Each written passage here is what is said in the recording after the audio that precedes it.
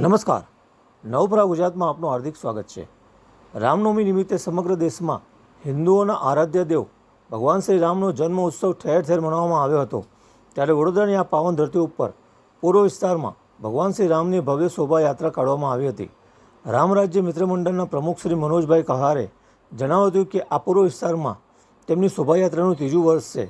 સાથે તેમની સાથે જોડાયેલા તમામનો આભાર વ્યક્ત કર્યો હતો અને આવનારા સમયમાં સર્વનો સાથ મળે તે અપેક્ષાએ જય શ્રી રામના નારા લગાવ્યા હતા। આ પળના આપણે બધા સાક્ષી બન્યા છીએ।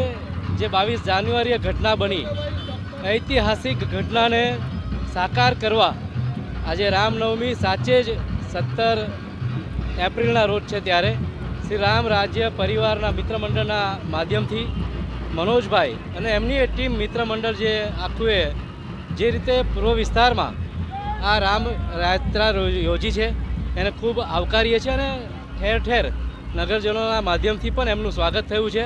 આપ જુઓ છો મોટી સંખ્યામાં અત્યારે 10 વાગ્યા છે છતાં પણ આખી યાત્રા રંગે ચંગે ઉત્સવભર અને ઉત્સાહભેર આગળ વધી રહી છે। ભગવાનનો જન્મ છે, જન્મદિવસ છે, વર્ષોથી મનાવવા માટે આવે છે। વાઘોડિયા રોડના પૂર્વ વિસ્તારોમાં સૌ પ્રથમવાર અમે 2022માં સ્ટાર્ટ કરી, આ આજે અમારું ત્રીજો વર્ષ છે અને ભવ્યથી ભવ્ય પ્રોગ્રામ અમે કર્યો છે। અને આજના દિવસે સૂર્યથી એ જે તિલક થયું છે જે અયોધ્યામાં, એવું સદાય એવું તિલક થયા કરે એવી અમારી ભક્તિભાવ છે। જય શ્રી રામ, જય શ્રી રામ, જય શ્રી રામ, જય જય શ્રી રામ, જય શ્રી રામ, જય જય શ્રી રામ, જય શ્રી રામ।